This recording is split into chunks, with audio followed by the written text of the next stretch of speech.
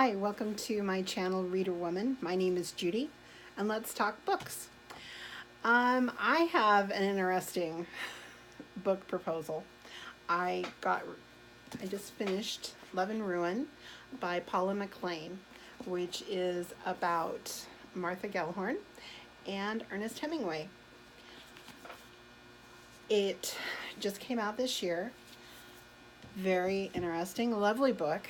It didn't quite do it all for me, but it was pretty darn close. And then Amazon came along, and I have an Amazon Prime. I know you're either for it or against it. I got it, and so I have it. And one of the perks is they offer you a free book every month. And I had a hard time picking this month. And then I decided on a new one. They give you like a choice of like 6 books, okay? So it's not like you have a choice of thousands, just 6. And they are not out. They're not published yet. It's like the month before they get published. And I decided to read Beautiful Exiles by Meg Waite Clayton. And I'm reading on it. I haven't finished it yet.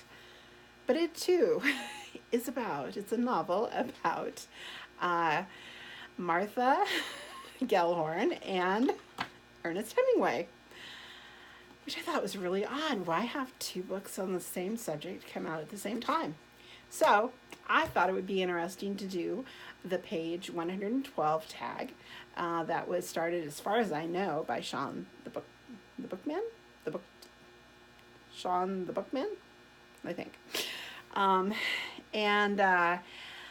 So I thought what I would do here is read page 112 from each one of them, and we would see what we thought.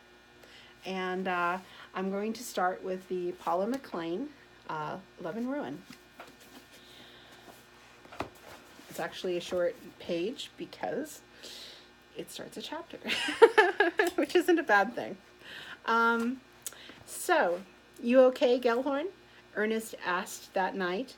We were at Chakot's, but the greater part of me was still at the square. I took the whiskey and water he put into my hands. I don't know. Is it always this way? There aren't any rules for how to get through it, but it sometimes helps to remember that it's not you death has come for. Not you, and not anyone you love. That couldn't be right, I thought. Every death was equally horrible, and this had been an innocent boy. But I knew he had meant not to be callous, but to comfort me. There was something in his voice that did work to make me feel calmer and more settled. And then there was simply being near him and the other people I'd come to count on. I had never been so grateful for friends. We ordered more drinks and made room for stragglers. Tom Delmer had a 5 o'clock shadow. He and Matthews had just come back from the Tohunya Valley, where they had interviewed some of the men from the 15th Brigade who had survived the attack on Pingarron Hill. Suicide Hill, it was called now, because 400 Americans had gone over the top of the trench in one battle, and only 108 were still standing, if you could even call it that. They had terrible stories. The mood was dark all the way around, but we stayed, knowing it was far worse to be in a bad place in your mind when you were alone. Sometime past midnight, we walked the few blocks back to the Florida. The city was black and cold, and we huddled together as a group, leaning against one another and lightly bumping shoulders, only separating when we came to the barrel-shaped lobby. Stringing our way up the curving staircase, we called good nights to each other blurrily and repeatedly. In a few moments I was alone, the inky carpet in the long hallway swallowing my steps. A pleasant, rubbery sensation there in my limbs and the muscles of my face, and in my mind too. But I only thought I was alone. She knows how to write, Paula McClain. And then here is this soon to be published, page 112. This is digital. Ernest, whose glasses were fogged with sweat again, started slowly, his voice growing steadily high-pitched, almost trembly as he called for everyone to write truly, to write so that readers could feel themselves in the stories, to write only about whatever they believed to be the thing we ought to most care about. It was something, him, so nervous and still giving everyone what for the way a preacher might.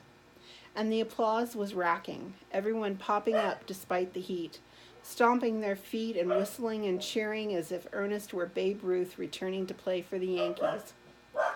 I stayed with Ernest, flew back to Bimini to help with the editing of the Spanish Earth at the Columbia Broadcasting Laboratories in the Studebaker building on Times Square, where I was charged with the most important work. When we needed something to make the sound of a shell whistling, I made it happen with a deflated football and an air hose. My fingernails snapped against a screen for the rattle of bullets.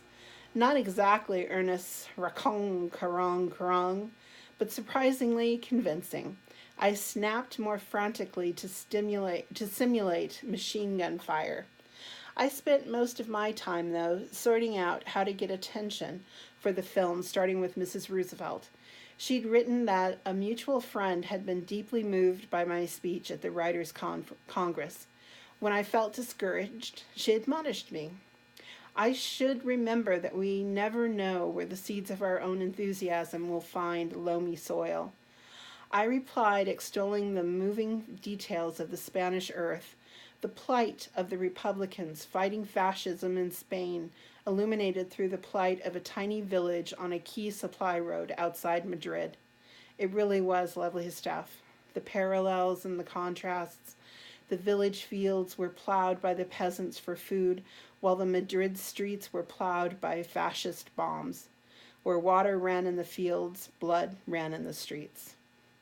Hemingway returned only after we got the news from Spain that his German writer friend, Gustav Regler, had been seriously wounded, and his Hungarian writer friend, Mate Zalka, killed, while Ernest had sat in the sun with a big glass of his wife's good whiskey. There was no doing anything right for him after that. The film now had to be perfect. It had to rally American and European support for the Republicans, and it had to do it awfully damn quickly, which meant doing it Ernest's way, and the rest of us be damned. When Joris Ivans kept insisting Ernest simplify the film's story, focus on the nobility keeping the land for leisure when it might feed starving peasants, Hemingway called the director a little piss.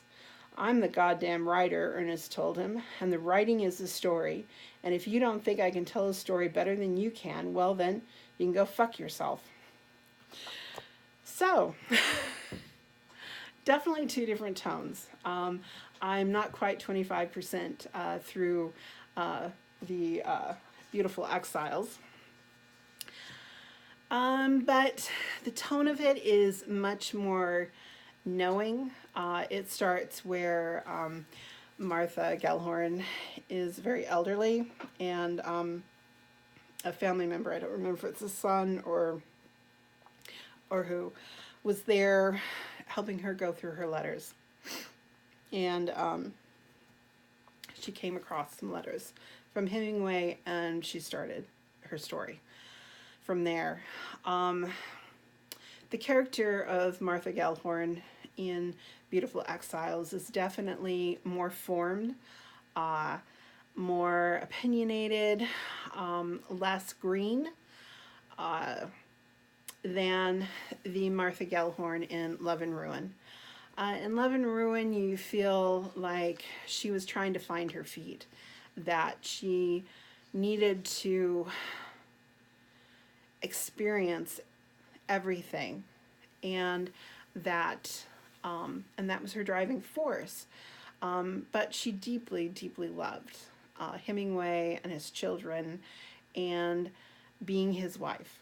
However, there was just a point where it was too confining, and she could not find a way to take care of both things, of being a wife and also being a war journalist. So So, I mean, she was, it felt like she was a really young woman, but in reality, she was 28 when she met Hemingway. He was like 37 or something. I mean, he wasn't quite 10 years older than she was. And I think that, uh, you know, while there was definitely that protege, you know, student or mentor, mentee, you know, combination between them, it wasn't as drastic as like 20 or 30 years would have been. And, but I don't know that for Hemingway he ever recognized that. But of course, um, yeah, well, to finish that thought, I don't think that Hemingway understood that there could be a better writer than himself. Not that I've studied the man very, very intensely, but he had limits. Most great writers do, and so yeah, I'm finding it very interesting the different type of characters that each author has created for Martha Gellhorn. Um, uh, Clayton definitely has focused more on a woman of the world. I mean, she had already, at the age of 28, had a adulterous love affair that had ended badly. She had written 2 books before she even met Hemingway, and they end up, you know, finding each other in this war in Spain. So I'll be interested to finish the book, and I'll be interested to know what you have to think. Have you read either one of them, or you know, are you a Hemingway fan, a Martha Gellhorn fan? Let me know. I definitely look forward to reading this. So keep reading. Talk to you later. Bye.